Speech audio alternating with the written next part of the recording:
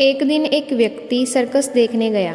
वहाँ जब वह हाथियों के बाड़े के पास से गुजरा तो एक ऐसा दृश्य देखा कि वह हैरान रह गया।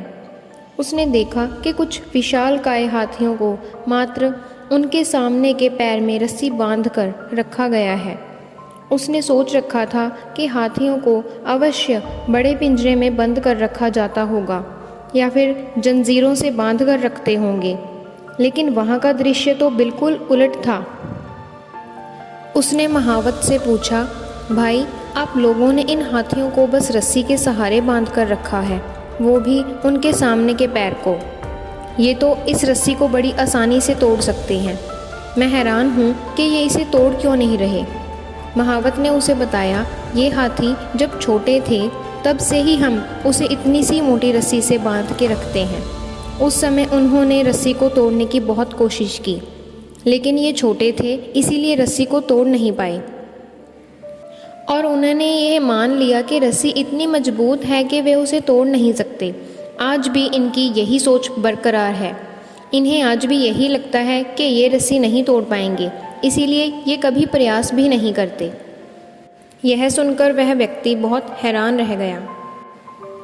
तो दोस्तों, उन हाथियों की तरह हम भी अपने जीवन में नकारात्मक सोच रूपी रस्सी से बंध जाते हैं। जीवन में किसी काम में प्राप्त हुई असफलता को हम मस्तिष्क में बिठा लेते हैं और यकीन करने लगते हैं कि एक बार किसी काम में असफल होने के बाद उसमें कभी भी सफलता प्राप्त नहीं होगी।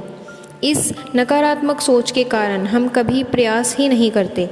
आवश्यकता है इस नकारात्मक सोच से बाहर निकलने की, उन कमियों को पहचान कर दूर करने की जो हमारी असफलता का कारण बने। नकारात्मक सोच हमारी सफलता में सबसे बड़ी बाधक है। इसीलिए नकारात्मक सोच रूपी जंजीर को तोड़कर सकारात्मक सोच को अपनाएं और जीवन में प्रयास करना कभी न छोड़ें, क्योंकि प्रयास करना सफलता की दिशा में कदम बढ़ाना है। एक समय की बात है, एक राज्य में एक बहुत प्रतापी राजा राज करता था। एक दिन उसके दरबार में एक विदेशी व्यक्ति आया और उसने राजा को एक बहुत सुंदर पत्थर उपहार के रूप में प्रदान किया। राजा वह पत्थर देखकर बहुत प्रसन्न हुआ। उसने उस पत्थर से भगवान विष्णु की प्रतिमा का निर्माण कर उसे राज्य के मंदिर में स्थापित करने का निर्णय लिया और प्रतिमा निर्माण का कार्य राज्य के महामंत्री को सौंप दिया। महामंत्री गांव के सर्वश्रेष्ठ मूर्तिकार के पास गए और उसे वह पत्थर देते हुए बोला, महाराज, मंदिर में भगवान विष्णु की प्रतिमा स्थापित करना चाहते हैं।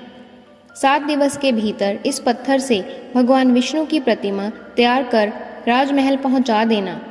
इसके लिए तुम्हें 100 स्वर्ण मुद्राएं दी जाएंगी। 100 स्वर्ण मुद्राओं की बात सुनकर मूर्तिकार खुश हो गया और उसने महामंत्री के जाने के उपरांत प्रतिमा का निर्माण कार्य प्रारंभ करने के उद्देश्य से अपने औजार निकाल लिए। अपने औजारों में से उसने एक हथौड़ा लिया और पत्थर तोड़ने के लिए उस पत्थर पर हथौड़े से वार करने लगा, किंतु पत्थर जस का तस रहा। मूर्तिकार ने हथौड़े से कई बार उस पत्थर पर वार किए, परंतु पत्थर बिल्कुल नहीं टूटा।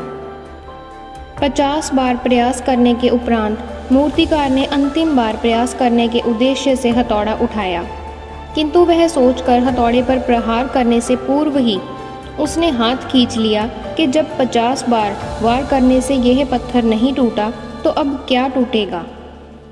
वह पत्थर लेकर वापस महामंत्री के पास गया। उसे यह कहकर वापस कर आया कि इस पत्थर को तोड़ना नामुमकिन है, इसीलिए इससे भगवान विष्णु की प्रतिमा नहीं बन सकती। महामंत्री को राजा का आदेश हर स्थिति में पूर्ण करना ही था, इसीलिए उसने भगवान विष्णु की प्रतिमा निर्माण करने का कार्य गांव के एक साधारण से मूर्तिकार को सौंप दिया। पत्थर लेकर मूर्तिकार ने महामंत्री के सामने ही उस पर हथौड़े से प्रहार किया और वह पत्थर केवल एक बार में ही टूट गया। पत्थर टूटने के बाद मूर्तिकार प्रतिमा बनाने में जुट गया। इधर महामंत्री सोचने लगा कि काश पहले मूर्तिकार ने एक अंतिम प्रयास और किया होता तो सफल हो गया होता और 100 स्वर्ण मुद्राओं का हकदार बन जाता। तो दोस्तों, हम भी अपने जीवन में ऐसी परिस्थितियों से गुजरते रहते हैं। कई बार किसी कार्य को करने के पूर्व या किसी समस्या के सामने आने पर उसका निराकरण करने के पूर्व ही हमारा आत्मविश्वास डगमगा जाता है। और हम प्रयास किए बिना ही हार मान लेते हैं। कई बार हम एक दो प्रयास में असफलता मिलने पर आगे प्रयास करना ही छोड़ देते हैं, जबकि हो सकता है कि कुछ प्रयास और करने पर कार्य पूरा हो जाता या समस्या का समाधान हो जाता। यदि जीवन में सफलता प्राप्त करनी है तो बार बार असफल होने पर भी तब तक प्रयास करते नहीं छोड़ना चाहिए जब तक सफलता नहीं मिल जाती। क्या पता जिस प्रयास को करने के पूर्व हम हाथ खींच लें वही हमारा अंतिम प्रयास हो और उसमें हमें कामयाबी प्राप्त हो जाए। वीडियो अच्छी लगी हो तो चैनल को सब्सक्राइब करिए। वीडियो को लाइक, शेयर एंड कमेंट करना ना भूलें। Thank you.